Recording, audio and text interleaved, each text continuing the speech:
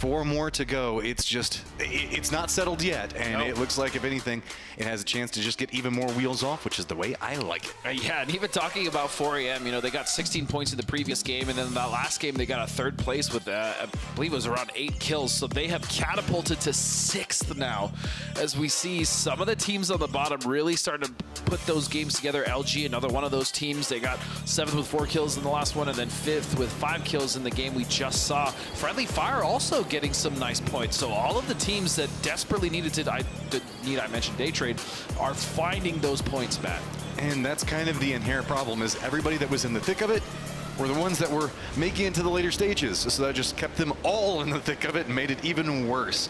So we'll have to see if anybody manages to have a blink and you miss it moment, right? That's kind of what we're going to be looking at. An early out here could just be an absolute death knell for one of these squads, and they know it. So as we're moving into Tego, how much adaptation can you make off of everything that's been going on? Is the circles here have been, I don't know. We still haven't had an urban Tego yet. We have not. I really want to see one as well. I'm so curious how it's going to play out, especially at the top level, right? Because, I mean, a lot of the cities here in Tego are very different than what we see normally in Wrangell or even Miramar, right? They're fairly flat, on top of the fact that there's just so many smaller buildings spread out throughout these cities. And so it just leans for some pretty fun fights in pubs, but I imagine it's just a completely different beast when it comes to competitive play. Let's see, if you mind, Game PT hopping inside their vehicles, getting everything prepped for the circle, which should be showing itself in just a second. And it is going very heavily to the north.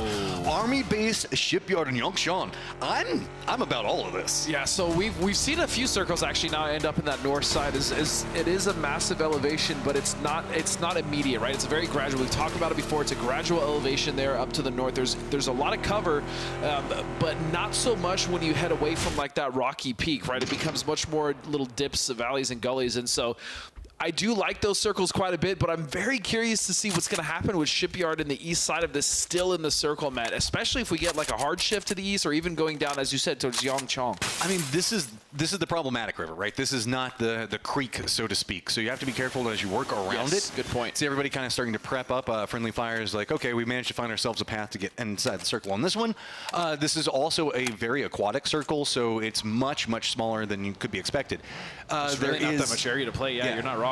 I mean, we've got the kind of fortified locations that are going to be just due south of Yongshan, and where we can kind of see that be around the terminal area where 17 Gaming is going to be playing at. But Shipyard, nobody's around there in the far east. But then that hillside, like you're kind of talking about, army base into the hills, and then just back down the hillside in Yongshan is going to mean that it's going to be very peculiar to see. As we kind of, it's not Everest, but it's a pretty decent hillside. It's a decent hillside, but again, it's gradual, right? It's not immediate, so it's very easy to get pushed on multiple fronts on that hillside. The other thing that I'm actually really looking at, Matt, is these rotations. How are these rotations going to play into effect? You have so many teams on the south side. Obviously not it. Is Friendly Fire going to be trying to get away with the emergency? They're still taking some damage, but I think they're going to be all right. That was a pucker moment. This is where I want to see all 4 player cams. Whenever you're just like locked into this thing, it's like a roller coaster ride at this stage. You just see the bullets. There's nothing you can do from this point forward. It's just, please don't hit me. That safety harness doesn't break and you just fall to your death. They will make it, and we've seen actually Friendly Fire opt for an early positioning on the top of that hill before. In fact, the first game we saw up there, I'm not sure if they took an emergency airdrop, but they did make it there quite early, and they actually dictated quite a few of the early rotations as well. So I'm sure they'd love to do that as well. 4EM going to be rotating just above Yongshan, as they were looting there earlier, and they're also going for a little bit more of an elevated place to play. I like this area that we did also see the Expendables stop at. Sarvum going to be rolling in right now. They're going for a very wide wrap. They're going all the way over next to Oppo. They're going to hit that bridge and then probably circle in kind of close to Godok, maybe military base. 17 Gaming already using that hillside just to the west of Terminal, getting some shots on the people trying to navigate that bridge. No big bridge camps coming in just quite yet. Keeping in mind, Friendly Fire is now on their, I guess, tail end of their emergency pickup, now on the drop-off stage, and it looks like they're going for that hillside. We still have Shipyard West and Shipyard proper that are both open. Yeah, and what team is going to kind of hedge their bets? That's the problem, Matt, is if you do go to Shipyard and another team, especially like the Expendables, sees that there's a team on the other side, there's really only one viable way, and that's the jump on that bridge. And that's not always going to be a great option. So for us, amazing option. Sure, for but the I mean, players, terrible. And you can see the Expendables actually kind of setting up towards that area as well, because maybe they might want to cross back over again. This could very well shift very hard east on the first circle. So yeah, a lot of these teams have to make a very difficult decision here, as this circle is very unorthodox. What we haven't seen too many in competitive play on Tego, but even from that point, it's very different and weird. And here's our western rotations over next to that bridge as Sovereign is going to be crossing in. You can see if you mind game PT taking the shots at them right now, but that's just going to be two ships passing in the night per se. And Sovereign has no desire to get involved into a firefight, as early game firefights are not part of their bag. Twisted Minds, though, they don't mind early game firefights, but Menuda is going to go ahead and make sure that they start mining in some fashion, as Louis is going to go down, but Tulin's going to go ahead and continue to shoo them away from it, as Menuda very caught in, going to hit some more shots off of it. Keep in mind that the line of cars from Spyro going to force him away, and whoa, Spyro punishes that heavily. Yeah, I love this aggression here. D plus Kia is like, you know what, if we can get rid of this team, fine, we'll just do it, as they are embroiled in a fight now, caught on this rotation, as you said, on the southwest side, and Deva will find Lou, so he will fall. Did I see that right? Did Spyro knock himself with a vehicle jumping out of it? I think he might have, yeah. That's going to be a feels bad there. I mean, there was a lot of crossfire that was coming into that position, so it was more probably just trying to abandon the vehicle. And then that little touch of damage jumping out of it can be what knocks you down. But Twisted Mind sitting at 2. I don't think that they're too bad off, even no matter how this fight goes, given the fact that Perfectix, I don't know, walked away with 2.6 billion kills yesterday. Yeah, I mean, 2 games back-to-back we had, I'm pretty sure it was like 18 kills total. Is although D plus K have done a great job actually staving this kind of rotation camp there by Twisted Minds. They're not even really camp, but just happen to be there. It's just going to be Perfectus walking away. So kudos, really, again, to D plus Kia. And just a couple of kills more, and they're going to find themselves in that race. I still cannot believe. Look, 42 and what, down to D plus Kia right now is just going to be 27. So a grand total of 15 points across 4 games. But everybody's going to be picking up the points as they move in. And let's go ahead and just finally polish that one off, pick up another point for ourselves. Yongshan is kind of where so many people are putting their focus. Army base, yeah. The east and the southern part of that hillside that we were talking about, where kind of everybody's going to be focused except for GPT, as well as looking into Sarvam, who are the only ones that are playing the west, but that's more just because they took that long rotation to get into here.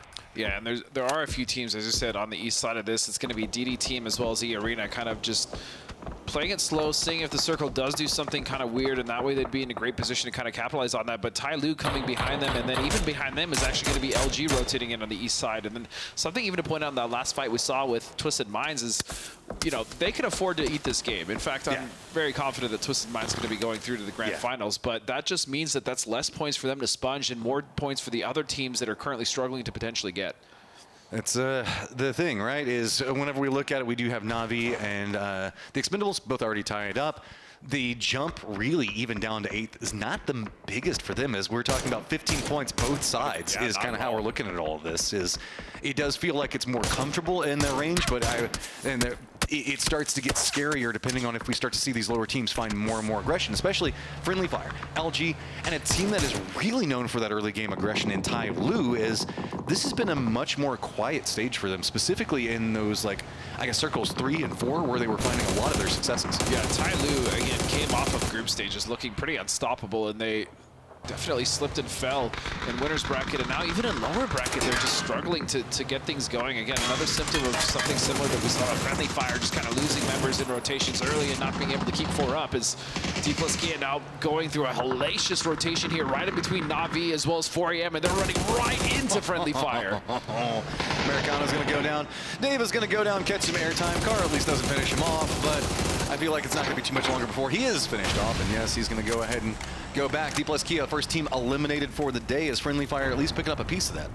Yeah, Friendly Fire is very happy about that. They're like, oh, look, points. Thanks. 2 points just flying right in. And again, we did see them use that emergency pickup earlier as well. So they are massive benefactors there of that, as they're also in such a strong central position. Even if this does shift up to the east, they're still going to be just fine to hold some of those teams up in the north. Although I do worry about Friendly Fire here only because they can get pushed from multiple angles, specifically looking at where Forest is playing if they have to move in, as well as where the Expendables are, because the Expendables, as you know, if they see a window of opportunity, they will take it. I want to point out that we do have a supply drop that's also going to be landing next to Tai Lu that might open up some of that aggression that they are so known for. almost all of our teams except for E-Arena, Tyloo, and LG going over to that northwestern island itself, playing around Yongcheon. And so now it's kind of What's it gonna do, Matt? I'm sorry to interrupt you. I really want to know, what is it gonna do? Oh, it does go east!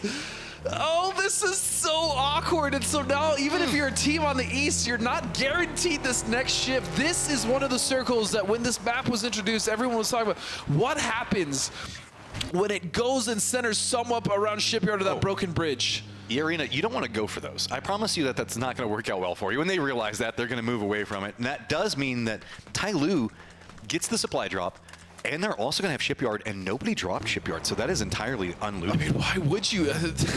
Simply because of the fact there's no chance. The circle never goes here. Why would you go to Shipyard, The awkward thing is there's right? 3 different parts of this island, right? The southern tip, the east, as well as the west. We could, I mean, we've talked about it ad nauseum, how difficult the coastlines of this can be to play because there's no cover on either one of those sides. So if you are one of the teams that needs to make the cross, it is devastating to do so. It's very dangerous, and the chances of you surviving are very low. And the Longxian Bridge is kind of the only one that you can cross. It's the only like, quote-unquote viable option. And it's so far south with the way that this circle has kind of populated itself. It's made it...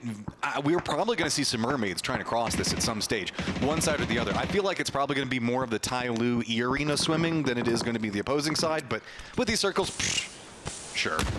Who knows? I have a lot of experience in comp PUBG. I don't know if I would even begin to be able to make a decision on how to play this at all. I do not envy the players here who have to make the decision. I will say, though, the Expendables in a fantastic position, as even if they do get shifted off of, and let's say they have to move, they're in a position where they could potentially get a lot of points here. Not that they even really need it at 68.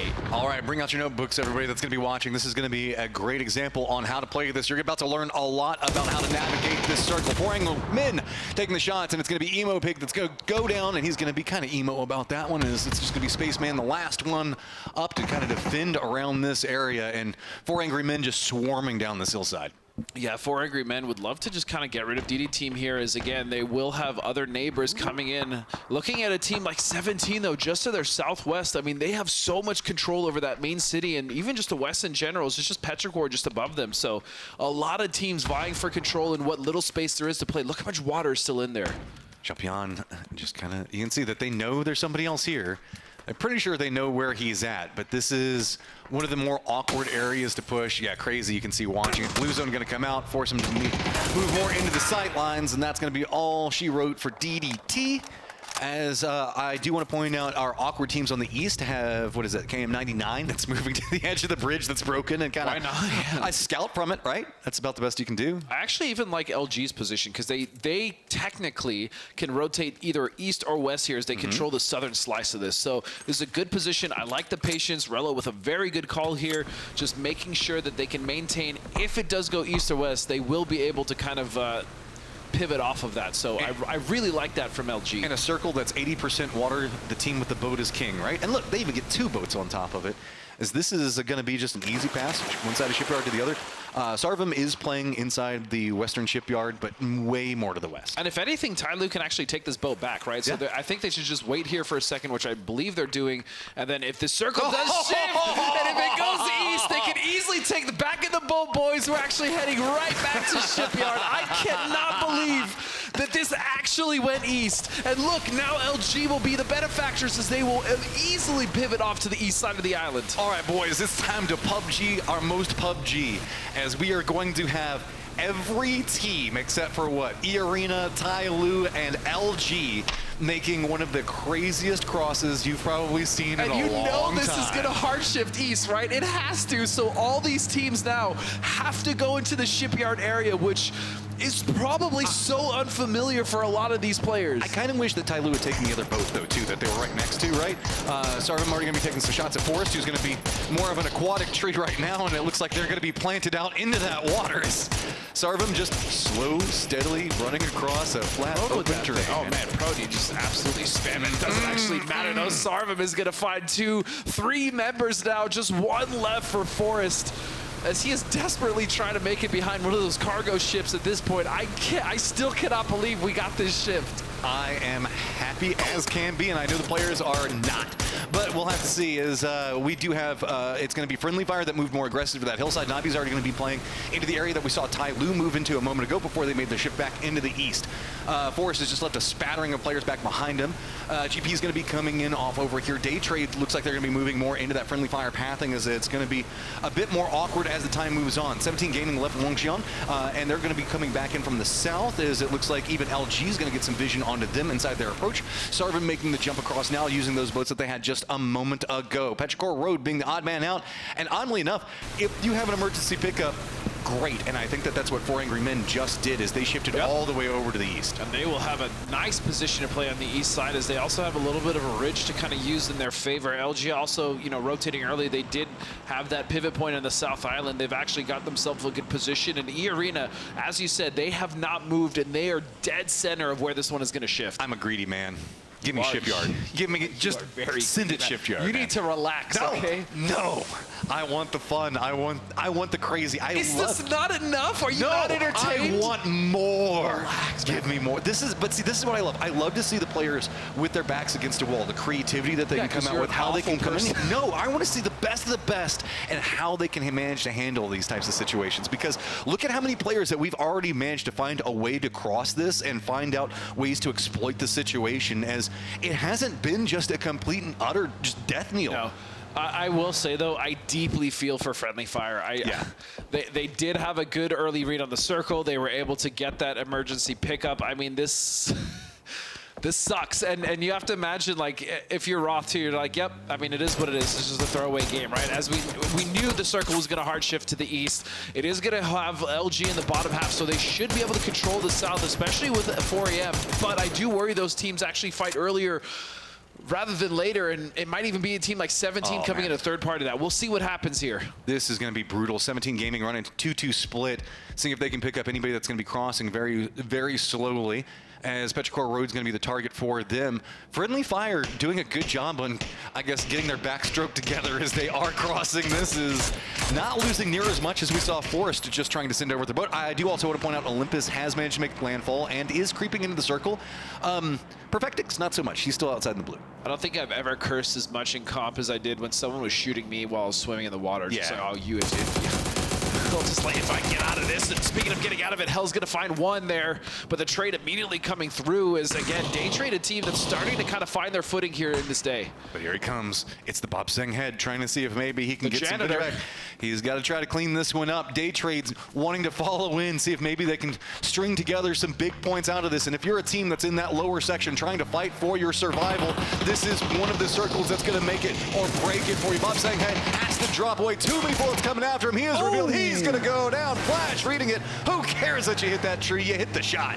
Well, I mean, the problem still remains, though, for Flash and Day Trade. They have to cross. They have not crossed yet. And as we can see with Friendly Fire, that is not a fun swim at all. They swam the whole way and then died. I know. Like I said, like, so help you if I get out of this water. I mean, it's usually like what's going through my mind when I'm swimming. I'm just getting pelted by bullets. But you wait till I can bring out my gun. Yeah, but usually that's not the case, especially one swimming. So Petrichor, with 2 members left alive, will be on the south side here with 17, who also have quite a bit of control. They don't have to push the pace, and they can actually slow roll this and come into the fights later with a lot of healthy utility. Petrichor Road still just trying to find a path into this circle, and it is not going well for him. Down to just these 2.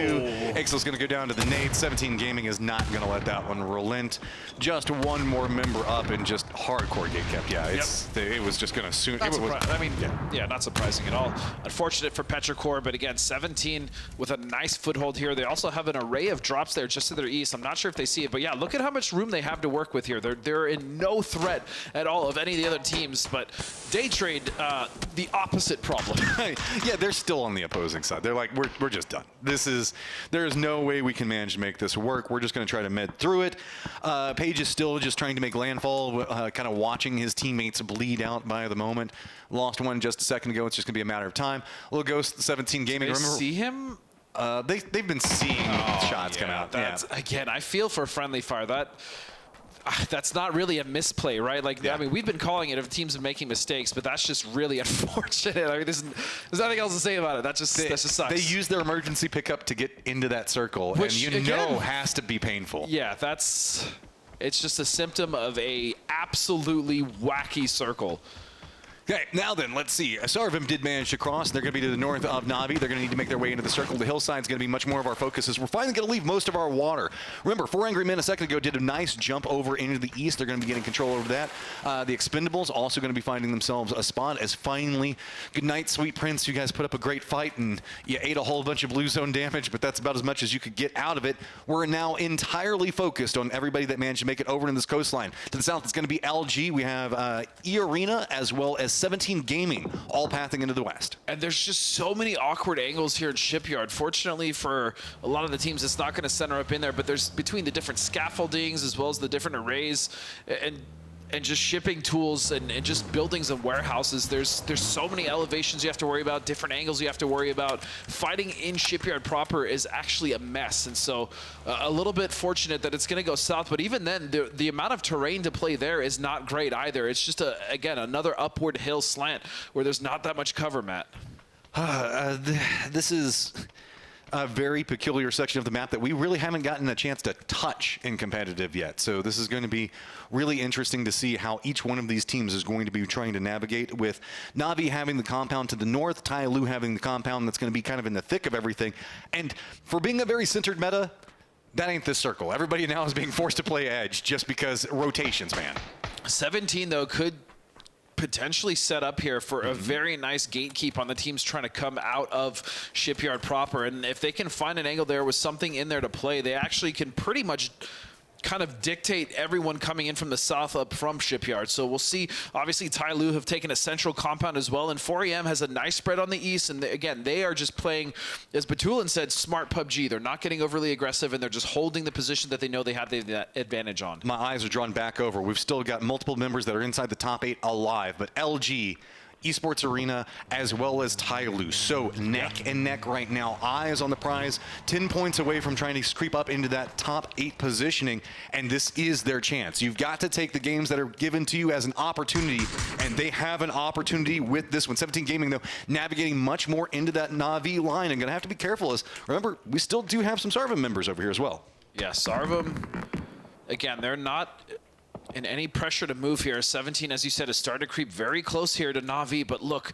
Luminosity now has found the beat on the position that E-Arena is at. It's so quiet because everybody's coming into this. They have no information. Nobody knows. Nobody knows where anyone is in this because of these hardships and the way that they've lined in. So now it's going to be 17 Gaming getting the vision on what's going to be going on. Navi moving into the hillside. It's going to be where the circle goes. That's no surprise. E-Arena making their move, and it's going to be LG that's going to spot them out. While that's going to be happening, a couple of shots going to go out, and that means that it's going to be the Expendables moving down into LG. So this is about to pop off. Yeah, Flood has to be a massive anchor here, though, in order to save LG from this push coming out from the Expendables, as we're still looking at the fight happening there between 17 and Navi. But look, at 777 going to step over that, and he's going to eliminate Flood, as now LG desperately looking for a knock here with their utility. Tyloo has also spotted out what was going on with 17 Gaming, taking some shots into them, and with this, 17 Gaming's going to hop inside their vehicles, and they're sending it down to this same path, trying to bypass where E-Arena is going to be, and so Zixi taking some shots in. Mighty's going to have to look back behind him. Tyloo loses vision into this, but that nade's going to roll right down in front of him.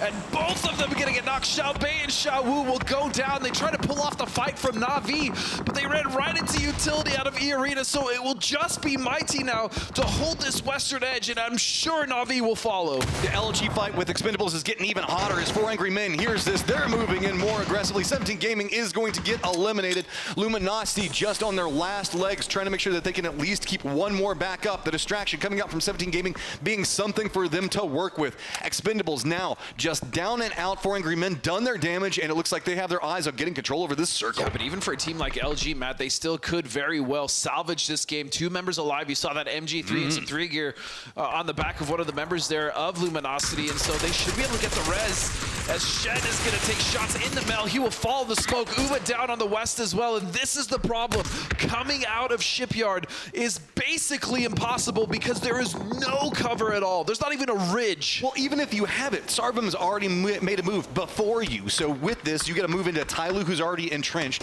or Sarvim, who's trying to like gatekeep out anything that's going to be happening over here. Sheila is down. You can see that Ayla is kind of eyeing over here, but Xandler taking so much damage. He's pretty much done. Blue Zone's going to finish it out if this nade does not. Ayla's going to use the smoke, try to creep through, but there's no cover. He's going to go down just like you're talking about. So now Sarvim has revealed themselves. Tyloo knows where they're going to be at, and with this information, boy, it is quiet in the circle. Again, you know, Sarvum, even though they're down 2 members, they have 6 kills and they managed to move up a little more proactively, and they're starting to really kind of find their footing. So I really like these adjustments coming out from Sarvum, a team that we were pretty critical of. 38 is going to be the break line at 9th. 3-way tie, Friendly Fire, Petrichor Road, then 3-way tie at 37. All 3 of those teams still up. A kill, a placement point, anything you can get is going to be big. Sarvum trying to creep their way up that hillside. Gonna bump into the 4 angry men. Global Harmony going to be going down, so it's just going to be Baron Peak trying to creep out as Tyloo hears this. They're moving aggressive onto the opposing side of it, and it's going to be the remnants of really E-Arena and LG just kind of letting that go down. Yeah, LG is now 1 member away in E-Arena from getting into the top 3 situation. This has been a very consistent day for an inconsistent team so far, and they know this. If they can just kind of sweep this west side, if they find Mighty, then they know that they have all of the west to play for. The problem does become, though, again, the 4-man team of Tyloo as well as 4AM, who have just been night and day difference coming into it. As you saw in that interview, he said, we had a very serious meeting, and we know that we had to make the adjustments, and so far they now find themselves in the top 6. We all know what very serious meeting means. That means the coach was mad. Get it together, boys. Yeah. Get it that was together. way too polite. You know, that's how it's going to go through. 4 angry men now starting to make their move down to the south. Looks like they've got their eyes more on that LG line. Yes, there is a supply drop in the thick of this, but that is just an absolute bait that nobody is going to go near. I think it's already even been looted here. It's probably by Kickstart, as he has a 3 vest, pretty much full, a 3 helmet. Again, that MG3, disgusting up close. And even if you can prone with that thing, it is devastating at range. And so Bipod helps there, but again, they would love to just find Mighty and get rid of that member, but it doesn't look like they're going to get the chance just yet. 4 angry men pushing down on the southwest side. Boy, those shots made everything pop off. Tyloo now making a very committed shift into that western line. Mighty hears this and realizes he might have an opportunity to backstab, realizing those shots were not going at him. 4 angry men now starting to navigate the clefts in this hillside itself to see if maybe they can get some more control. They don't want to step too much into the center. Instead, they want to see if maybe they can kind of gatekeep this one out, or at least herd the rest of LG back up into what's going to be happening. It's going to be Mighty, reveals himself, takes some shots, early kickstart on one side of it, and while this is happening, Tyloo has gotten some vision on what's going on with 4 angry men. Mighty, though, just bouncing around this rock, realizing, oh, I am outnumbered. This is not a 1v1, and I've got some trouble. And there it is, though. LG will get the kill. 3 kills and a 3rd place guaranteed now. Another consistent game. Even if they fall here, they're starting to make that climb, and this is also going to help with their confidence as Snakers will find Crazy, and Kickstart will find Xiaolu. Now the defensive line for LG needs to come alive. LG's, though, not going to be able to handle it. It's going to be Tyloo on the other side. It is going to be a 4v2. 4 angry men realizing this. They're trying to reset as quick as possible. Now it's all going to be on Xiaopian to try to hold this together the best he can. Shin navigating right across his blue. He doesn't care. He's like, I'll take the damage. I need to get the blood. I need to get you down, and I need to make sure you do not get a chance to reset. And Tyloo needs a big game here. They know they need a good big game here, as they've been the only benefactors of being 4 alive. Those knocks did come out on the side of 4AM, and now Longs will push her on the rock, but the trades are not there as Tyloo are trying to close it out, and they will. A big win from the boys. Good job on exploiting the firefight and not giving a second to reset. They realized what was happening from the moment 4 angry men took those initial shots at LG. Tyloo just flooded down that hillside, and they were just waiting to hear where the firefights were going and just charge.